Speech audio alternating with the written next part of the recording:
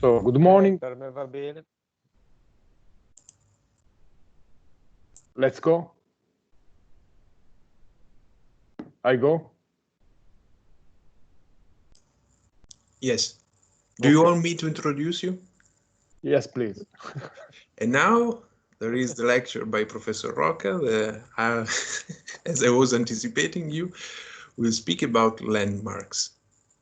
Okay. Thank you very much, Professor Rocca, for being here today. Thank you, Jacopo, for the very kind introduction. And I share my screen.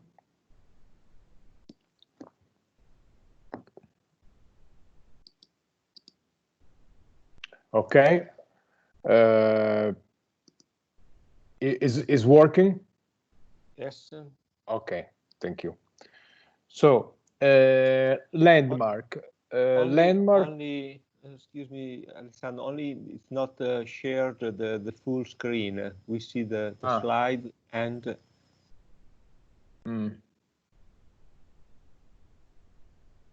Like this is fine. It's better, but still it is not in full screen mode. Come si fa? Oh, I don't know. Usually when you present, we have the Ciao Alessandro, prova a mettere premere F5. Aspetta. Dovrebbe andare in schermo intero. Ok.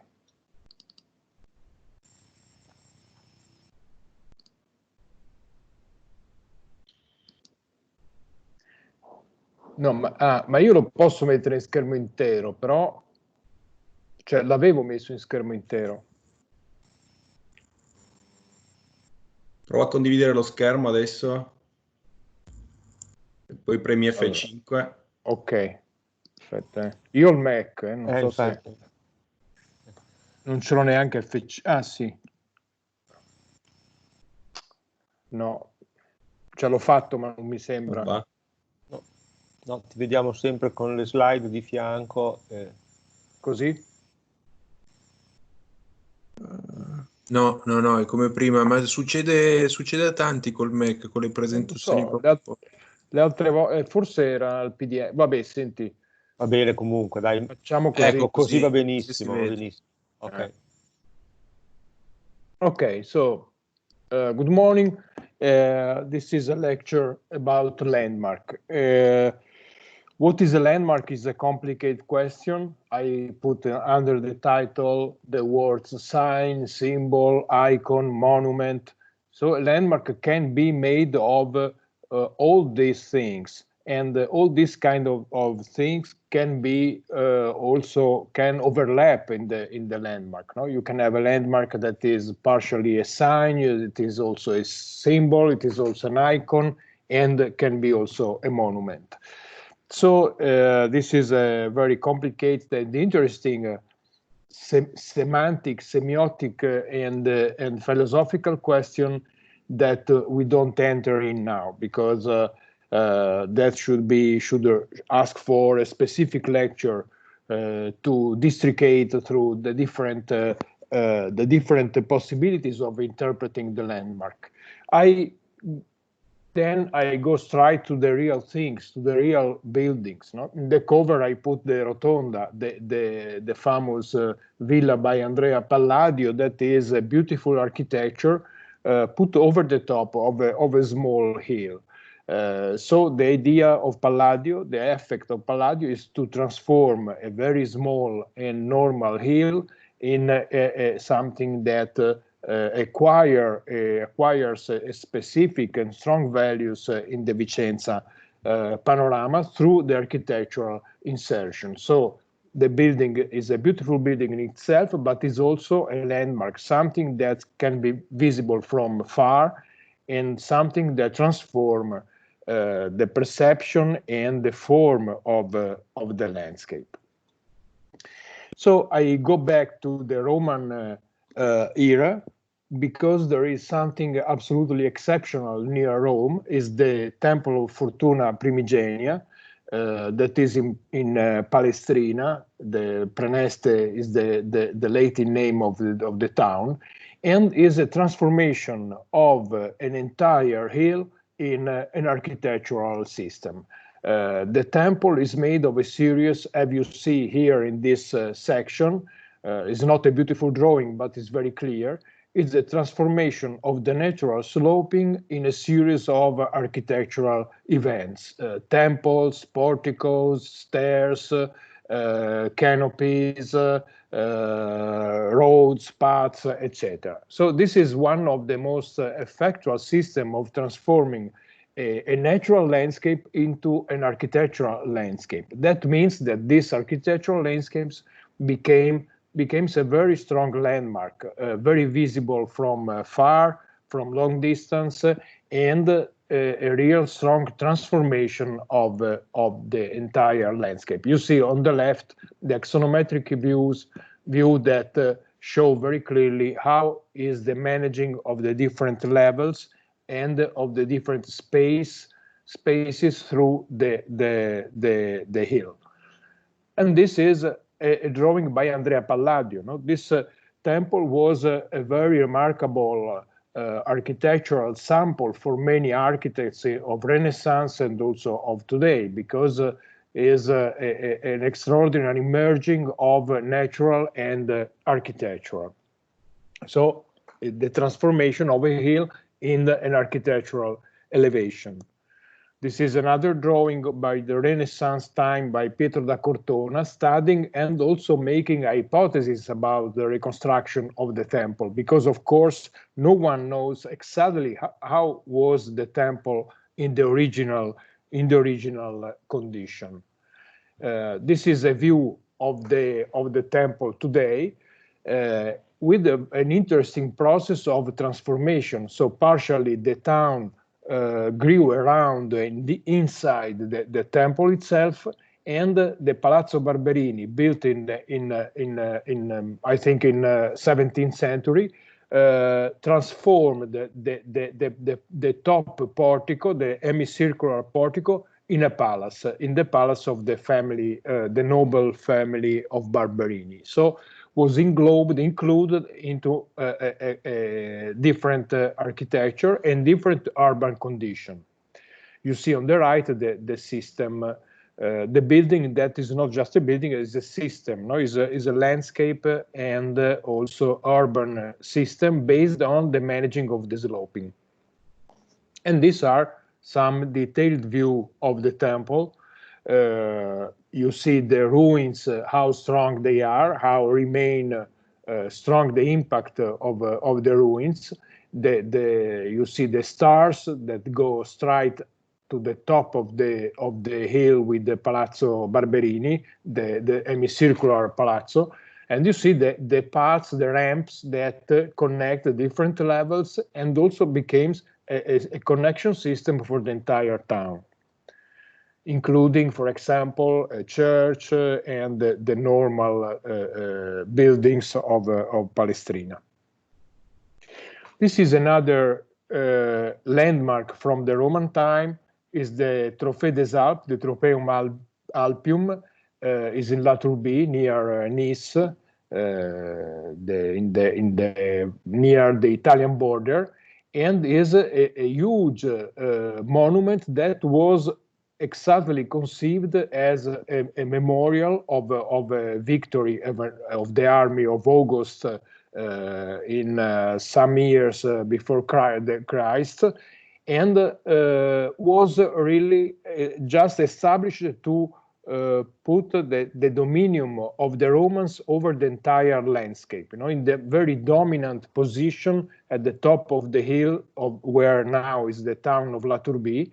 The monument engaged the entire Gulf, not from Monte Carlo to Nice, dominating the entire landscape with the strong, very central, very hyper-monumental buildings. You see, for example, the podium of the temple, of the memorial, is higher than the architecture itself. So it's really a panoramic point, but mostly something that is made to be seen. from far, establishing the power of Rome. You see here the hypothesis of reconstruction of the original monument. This is another kind of Roman way to appropriate the landscape. This is the temple of Jupiter Anxur in Terracina, south of Rome, where the main concept is to transform the top of the hill in an architecture. So the lower part of the architecture is the translation of the top of the hill into architectural terms. So this huge portico is the basement of the temple, as you see in the reconstruction on the left of the image, supporting the real architecture. So there is a transition between the building and the hill made with architectural terms. And this is the beautiful, very monumental, very interesting portico. That is something really related with the Ectonian aspect of the ground. You know, is a building. This part of the building is into the ground. It is part of the hill, at the same time is part of the architecture. This we go now to modern times.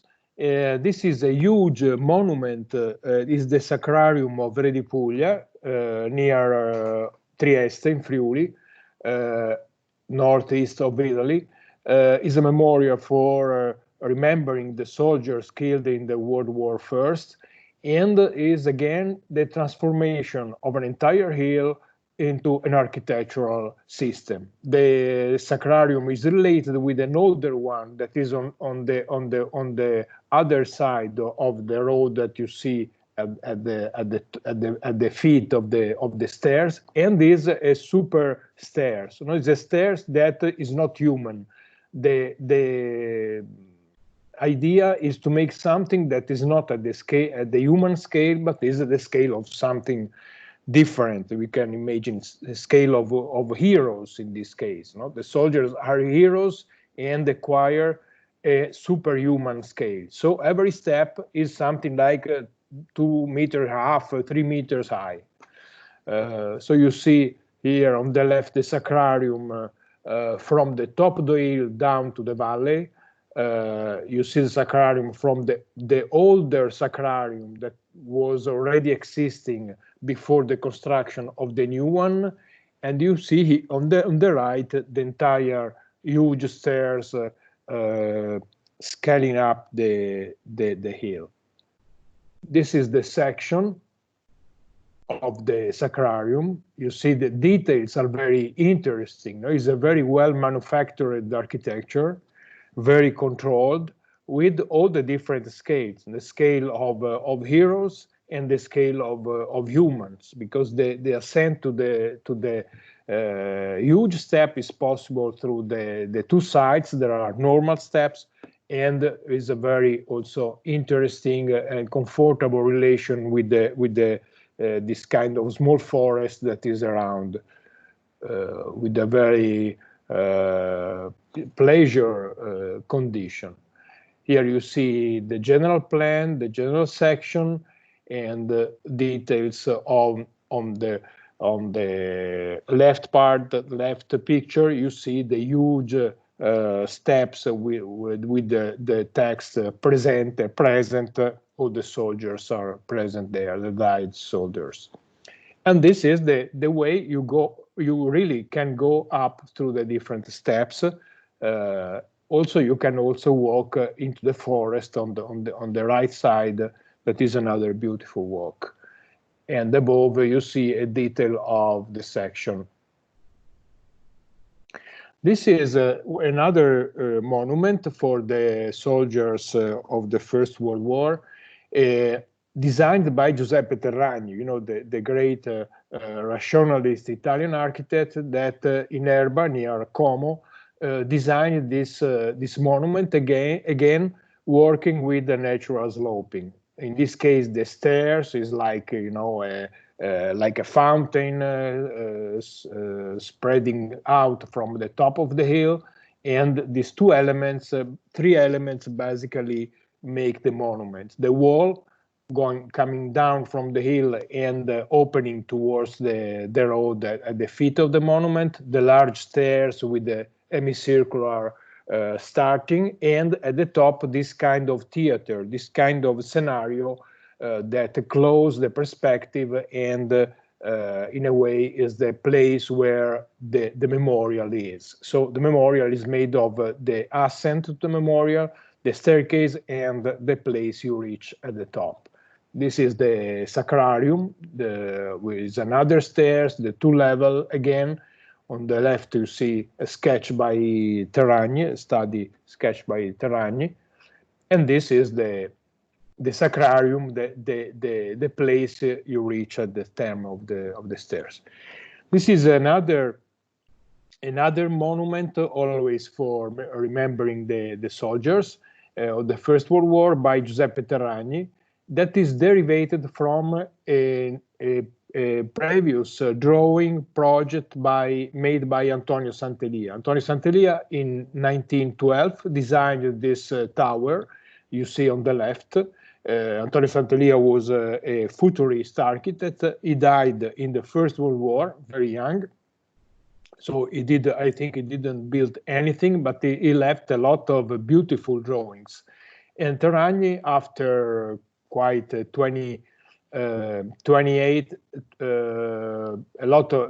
years more or less, take up this drawing and use this drawing to create a monument. This is the first version. On the right is a painting by Terragni imagining the monument, and after he got closer to the Santelia idea. There is a render on the left. The drawing by Enrico Prampolini, was an artist representing the final shape of the monument, and on the right you see the map. The monument is made of is like a double tower with bridges connecting the two towers and a muscular base with inclined wall. You see here the two sections and the system of connection on the right between the two huge pillars. This is in Como. This is a spectacular drawing by Terragni, an axonometric view from below, explaining the structure and the strength of the monument. And this is the monument built in Como, with the lake on one side and the high mountains on the other side. This is a monument again by Giuseppe Terragni. It's a memorial for Roberto Sarfatti, was a hero of the First World War, and this is put over the top of a hill in Asiago in Veneto. And is a small memorial just for one person, very modest in a way, but very strong in establishing a point, a focus, we can say a landmark. Again, on the left you see the first hypothesis, and on the right the final one. The final one that was built at the top of the hill, and also probably was remembered by Aldo Rossi when he did the fountain that is now in Piazza Croce Rossa in the center of Milano. And also the Segrate fountain by Rossi comes from this source. And these are the drawing of the monument. You know, it's very elementary, very rustic. It's very important the use of the stone, the rough material that give importance, relevance to the monument. This is a beautiful drawing. Is an urban development designed by Adalberto Libera for Castelfusano. Is the shore, the beach of Rome. Is a project that wasn't followed by other drawings. It's just an idea, but it remains as a reference, because this idea of a series of towers that measure and establish a very strong, continuous landscape, remain as a master sample of creating a landmark or organizing a landscape, a territorial view at a large scale with a very simple, very clear, very strong architectural design. This is one of the samples that we could have from the TV or radio towers that often become important landmark. For example, a very famous one that I didn't put here is the Alexanderplatz Tower in Berlin. That is the strongest sign in the Berlin landscape. This is in Moscow, and is a virtuoso sample of structural engineering designed by Vladimir Shukov in 1920. And what is extraordinary, I think, is of course, the virtuosity of the hyperboloid structure, is the lightness of the structure that make that completely transparent. So is a landmark that you see from a long distance in Moscow, and at the same time is something that is completely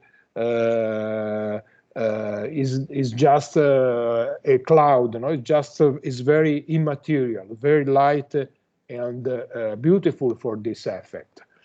You see here the drawing by Shukov, and another view of the tower that is 160 meters high. This is another drawing, and another beautiful image of this tower.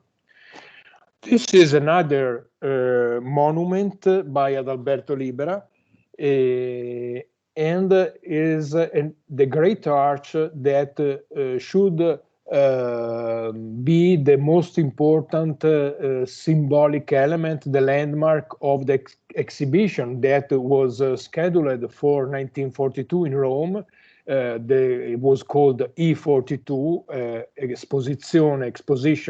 Universal Exposition, Rome 1942, the 20th year of fascist era.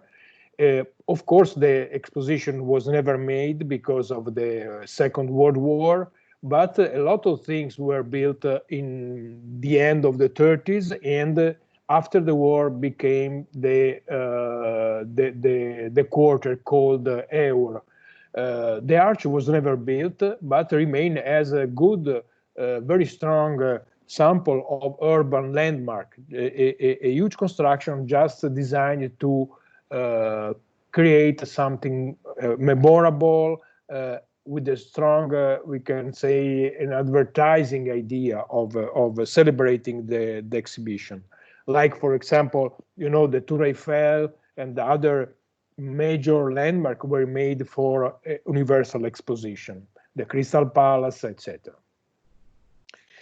After some years, 1947, means more or less 10 years after the drawings by Libera, Eero Saarinen, a great American architect, designed the Arch of St. Louis, the Gateway Arch. He designed that in 1947, and in the 60s, the arch was built. This is a very complex, huge structure, concrete, steel, etc., and is also a structure where people can go inside and reach the top of the arch. So is in a way is a kind of a building with this triangular structure. You see Saarinen looking the model on the left, and some phases of the construction on the right. The putting of the last piece at the center of the conjunction of the two semi-arches that complete the construction of the system. These are some views of the interior, and these drawings explain how people can go up through these small movable rooms, like gondolas, like I don't know how is the name of the strange system that allow people to reach the top and to have a view from Also, it's interesting that there is an underground visitor center that connects the 2 feet of the arch and transform the landmark in a building. And these are views of the arch in the landscape of St. Louis, and this board on the right made for the maintenance of the arch that show, for example, the plan, the section, the elevation, and the detail of the triangular constant section, not changeable but always triangular horizontal section of the arch. This is another beautiful landmark, are the Torres de Satellite, designed by Luis Barragan with the artist Matthias Goeritz in Mexico City. This was, again, something like an advertising system for a new residential luxury quarter under construction at that time in Mexico City. And you see here Luis Barragan studying the model and the interior of this very rough construction, completely in concrete, where colors and shape are very important. These are images of the just built towers in the Mexico City of the last 50s. Here is the drawing of Barragan explaining the concept of the towers. They stay in the middle of an highway, as you have seen, and these are some plans that I think are not original, probably are study plans, are plans made to study the monuments that explain the geometry and the position of the 5 triangular towers. And these are the realized towers that really work together with the highway. So they are expressly thought, designed, measured for reacting with the driver's view, and then the shape of the highway, the velocity of the cars, the perception in movement. Again, the scale is not human. It's a place where probably no one go walking, but that a lot of people perceive passing by with the cars, trucks, buses, etc. You see here the towers in the urban landscape of Mexico City. This is a not urban strange monument. Is designed by Ricardo Bofill, a Catalan architect that worked a lot in France in the 70s, 80s, and is something celebrating Catalonia in a way, put in the border exactly along the motorway, on the border between France and Spain. The pyramid is a very simple landscape object, is a real pyramid that sign the border point. What is important is the central stair going up to the top of the hill, and the strange construction at the top of the hill. It is a construction that is not a real building, it's something that acts a lot as a landmark, very visible from far, but also is a place where you can enjoy the landscape. This is a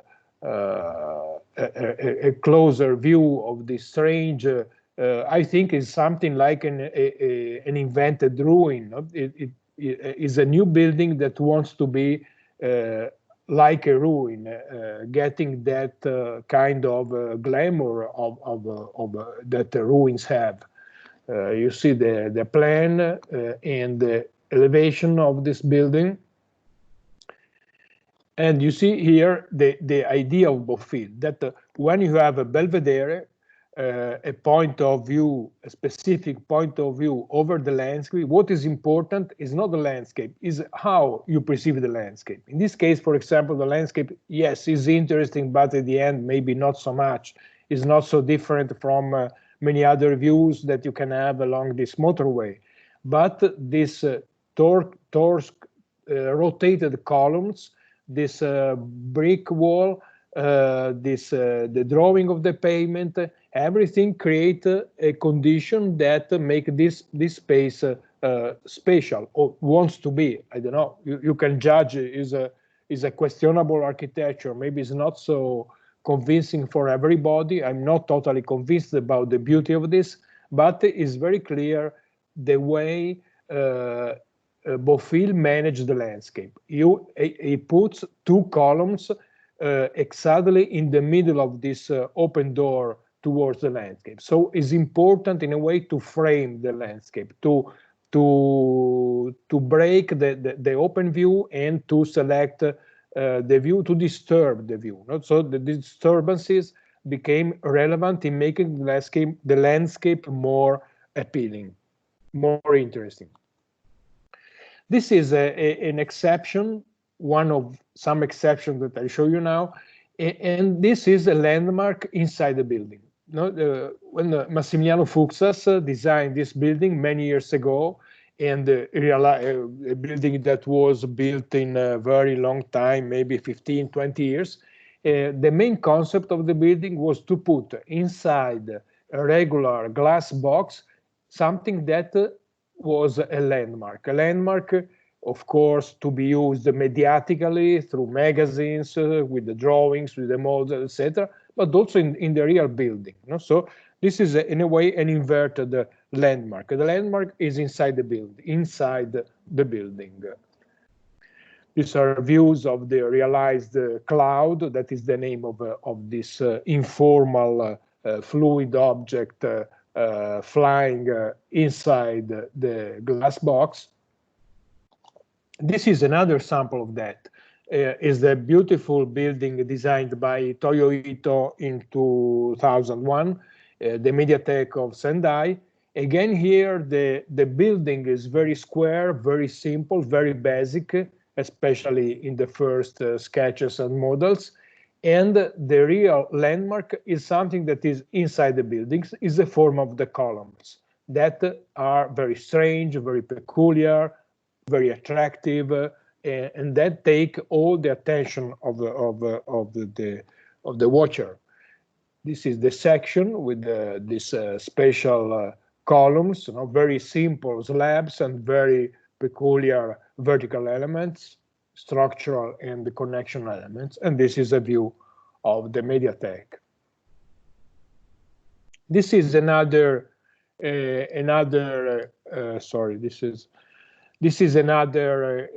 sample that I want to show you, and a sample that Rem Koolhaas showed a lot inside his book Content. Now, Content, in a way, is a book about architecture as a landmark, as a system of communication, as a system of advertising. The content was about politics, about economics, mostly about communication, how buildings, how this architectural design participate in this communication.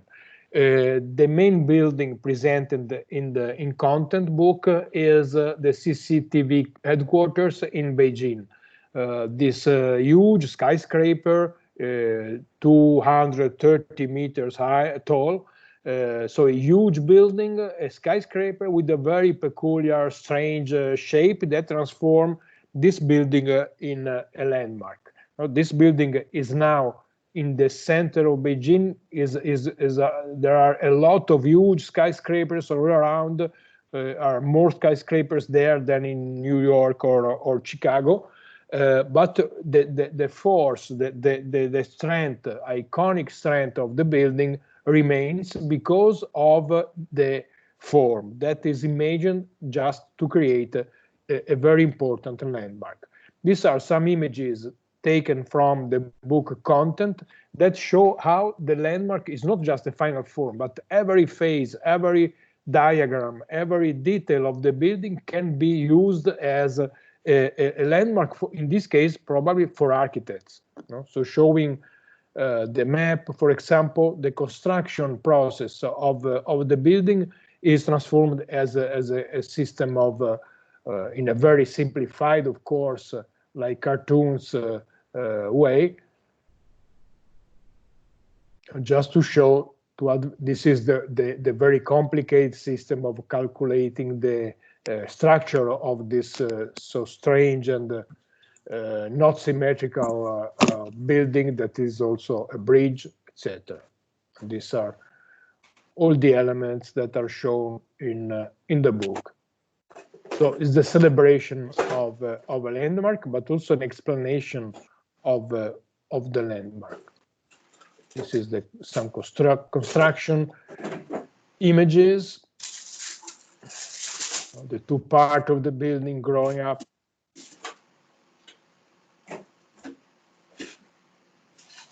And then the building got on fire, but was not another building got on fire. A building always by Rem Koolhaas that was just on the side of the CCTV building. And this is the finished building, celebrated as a landmark in a postmark by Chinese post system. This is another project that is more related, coming back to our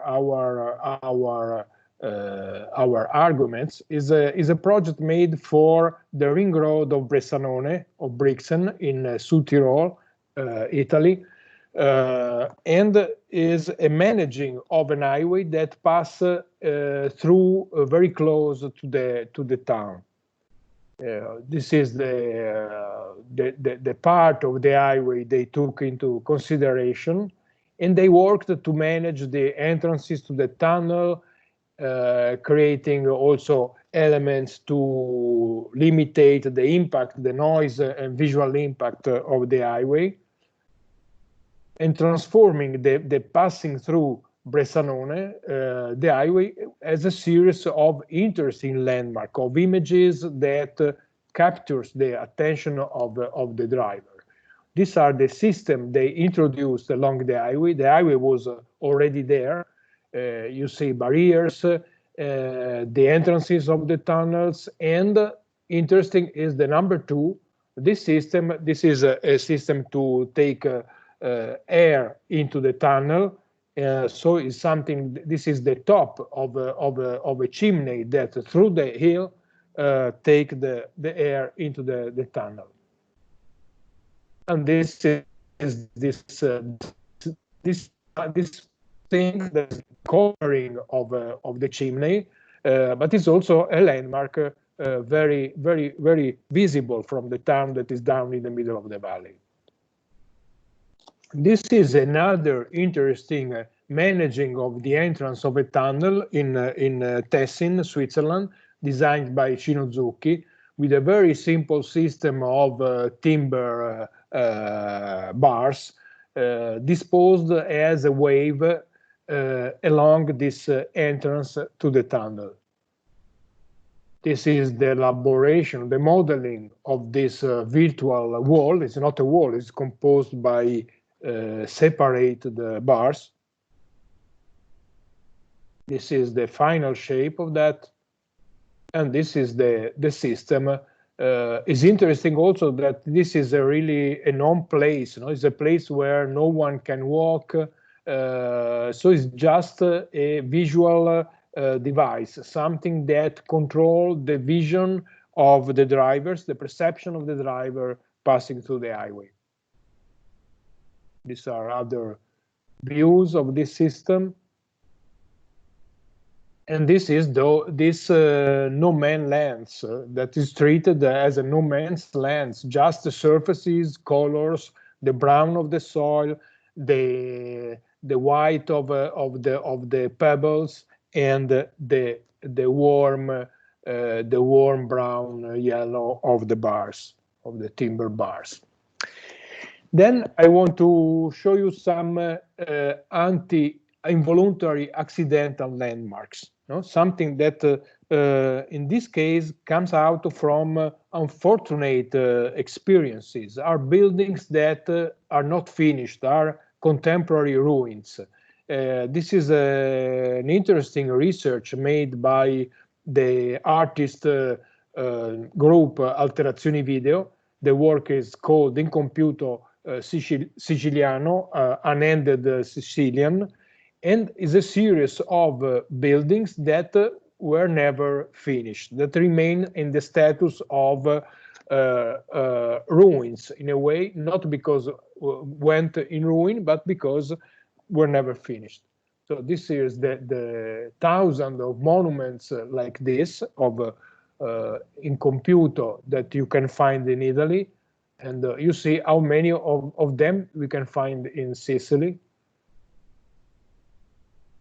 And these are this celebration of involuntary monuments that became a landmark in the urban suburban landscape of especially of some Sicilian towns and city, acquiring strange glamour, no? Interesting shape that no one imagined before. This is a theater. This is a stadium. These are a system for controlling the rivers. It's a lamination void. This is another work, very interesting. Again, around something that we can describe as involuntary monuments. This is a work made in 1963 by the painter Ed Ruscha, and was an analysis, a collection of 26 gasoline stations.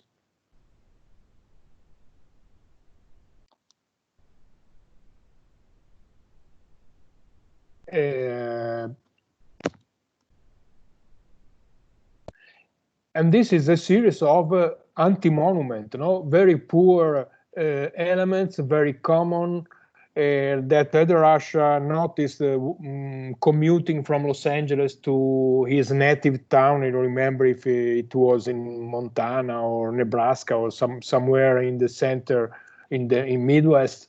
And he noticed these very simple objects and surfaces too, that were relevant landmark through his journey, and he found them very interesting, expressing some peculiarity of the American landscape. So he started collecting these images, and he did a beautiful book with this gasoline stations collection. And these are another work by Ed Ruscha, analyzing the streetscape of American city. I think this is Los Angeles probably, investigating what was the form, the continuity, the landmarks of, and this is the usual system to understand the landscape through an highway, through a road. This is another Pacific Coast Highway contact sheet by Ed Ruscha, analyzing the perception from the road of the highway. Also, is a beautiful system of presenting a research, of showing a research. This is another work, 34 parking lots. This is beautiful. How to understand the beauty or the ugliness, I don't know, but the aesthetic value, the aesthetic content of the parking lots, that in Los Angeles there are a lot, many, and huge. And this is another collection of beautiful images of this so abstract, so dry landscape, so peculiar of this often are around commercial shopping mall. All this kind of research by Ed Ruscha, of course, was taken and reelaborated by Venturi, Scott Brown, Steven Eisenhower in Learning from Las Vegas. And all the part, for example, of the analysis of the hotels along the strip is clearly derivated and is a reelaboration of the Ed Ruscha work, with all the thinking of Venturi about the landmark and the relation between landmark and architecture, with this very famous and very clever thinking about the building as a landmark and the landmark separated from the building. This big sign, little building, or building is sign. So a building that is just a box and a huge billboard that says, I am a monument. This is another anti-monument, how to make interesting something that is absolutely usual, absolutely normal. This is one of the effects of the remarkable work of the artist Gordon Matta Clark. He did in the 70s, splitting houses, cutting houses, making operations, inserting fractures in very hyper banal American buildings. This is the cutting of a building from the interior too. This is another work that I think is very interesting by the photographer Nadav Kander, showing the different scale in a way of the infrastructure and showing how powerful is the landmark when is the infrastructure as a landmark, and how can be used and how is perceived and how can be managed the difference of scale between the huge scale of the infrastructure and the strange modest scale of the leftover of the backyard of the infrastructure. So, this domestic corner under a huge infrastructure structure along the Yangtze River. This is another work about abandoned gasoline stations made by the French photographer Eric Tabouchi, and is again a collection of gasoline stations that in a way became a landmark because of the abandonment, the transformation of something into the condition of a ruin can enhance, can improve the capacity of landmarking a place, of making that place specific, strange, disturbing often, but also remarkable. And so this is a collection of pictures by Tabouchi, putting in evidence the strange landmarks derivated from the abandoned gasoline station.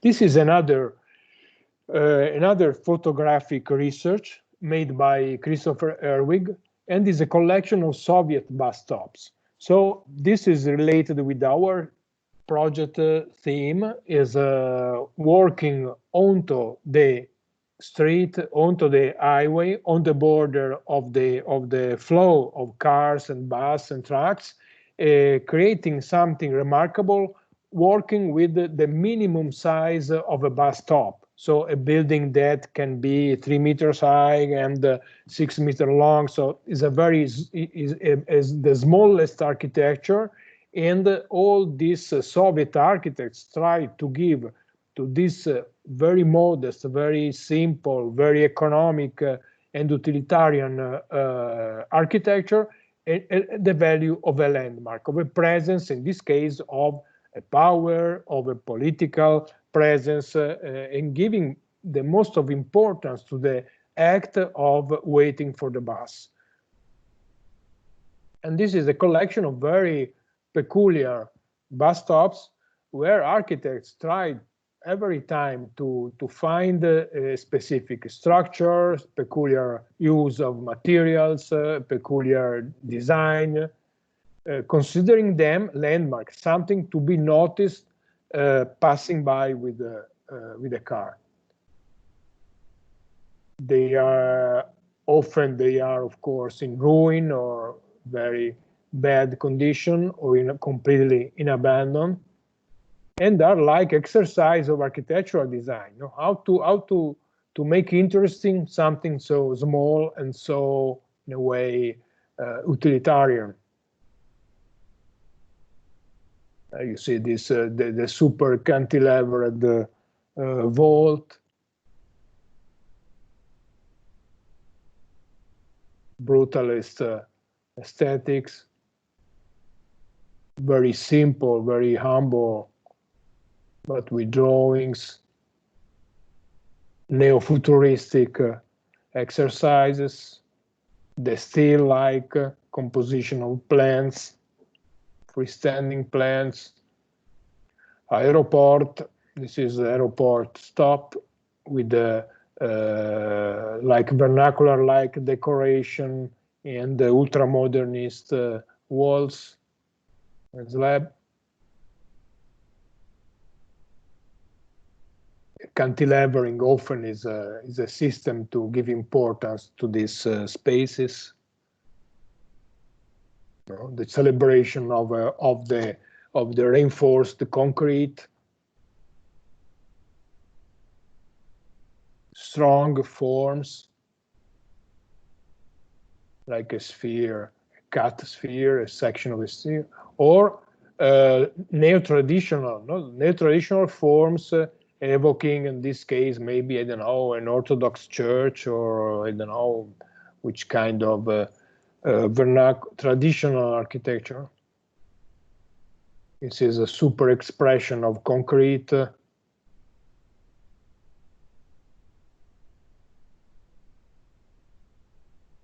These open boxes. And this is a miniature mosque. Okay, the last thing, maybe the last thing that I want to show you is the Ruta del Peregrino, the route of pilgrim, that maybe we already have seen some of these interesting architectures that are architectures that punctuate a pilgrimage track. So they are a point of stop, but are always very important landmark at the scale of the pilgrim, of the walking path. So are quite small buildings, sculptures, spaces that want to mark that specific point of break, of stop in the continuity of the pilgrimage. You see the map of the entire track, and you see down a series small icons, small images of some of the buildings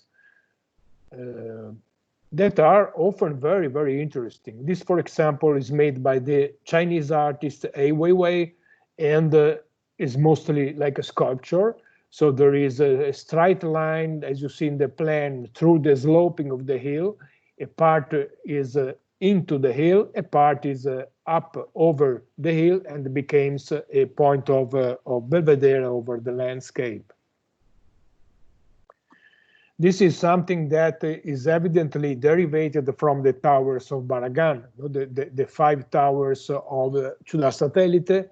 In a lower scale, in a more educated way, they create a place with shadow and the visible, also from distance, icon, landmark, and a central point of staying.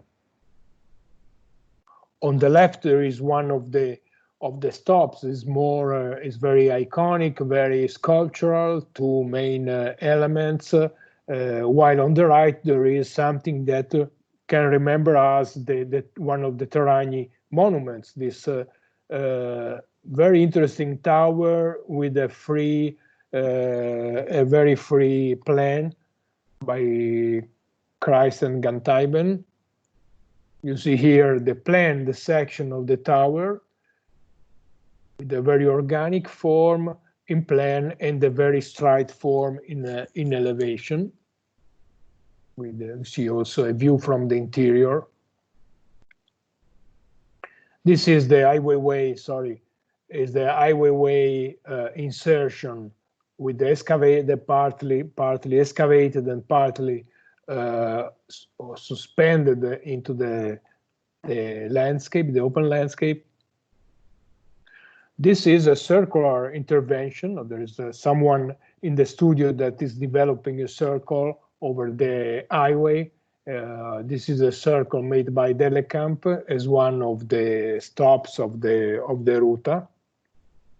A very simple sculptural element made in concrete. It's important that some of these things have not apparent use. So useless things often are more interesting because you are asked just to concentrate on their characters in terms of space, of size, of matters, of form. So they make something useless, something sometimes is very interesting and produce huge effect. You know, these are not monuments, are not remembering something, are just elements which punctuate the pilgrimage. So they, in a way, they build memories. No, you will remember when we arrive there. You discover, you meet this circle, this white concrete is something that you will remember, that will help you remember also in perceiving and remembering the landscape around this place. Sorry. This is another of the stops that is more like a building, but it's interesting that the interiors of these buildings are very, very free. It's not clear what you can do down inside there. Are very free, are open to every kind of use, also of non-use, that are very similar to ruins in a way. It's something that is not are very relevant as figure, as form, as presence, but are not relevant in terms of use. And this makes them more important. This is the interior of the stop by Luis Aldrete. This is another stop designed by Alejandro Ravena. Like the highway object is mostly related with the perception of the landscape. So it's like a very deep, a very huge gate that allow you into the opening landscape, but also as a system to perceive an architecture through the missing, for example, of a flat floor plan. So the geometry, the stereometric form of the object obliged you to feel the architecture, to perceive a very strange condition, a little like in some of the Bomarzo buildings. These are the drawing, the insertion in the section of through the landscape, and the section of the I don't know if it is really a building of the gate of the stop.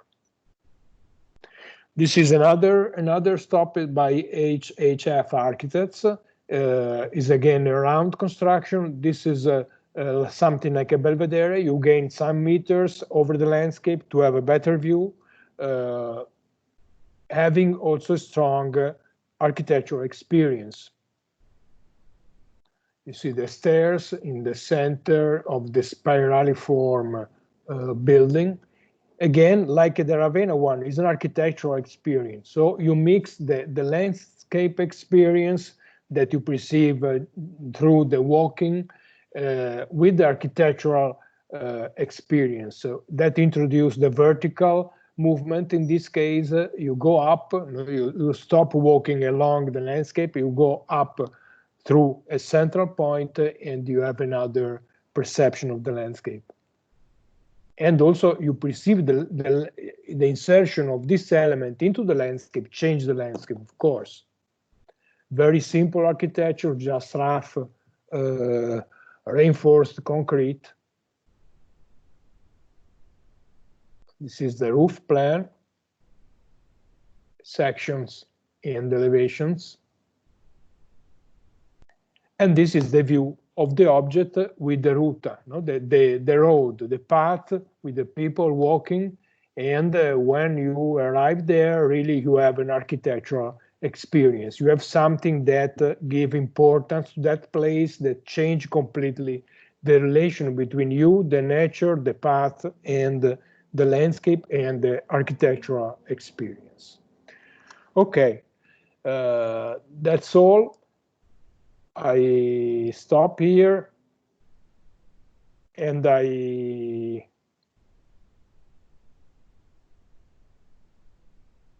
okay, and I leave you the microphone for comments, or maybe, I don't know if Andrea, you want to start now with your lecture? If you want to have a 5-minute break, or maybe? Maybe yes. My lecture is much shorter. I think it's just a comment about the theme of landmarks, and about also a reaction to your very interesting presentation. So Thank maybe you. we can have a short break, and then I start. Okay, 5 minutes. Thank you. 5 minutes, yes, at 11:45 we start. Thank you. Okay.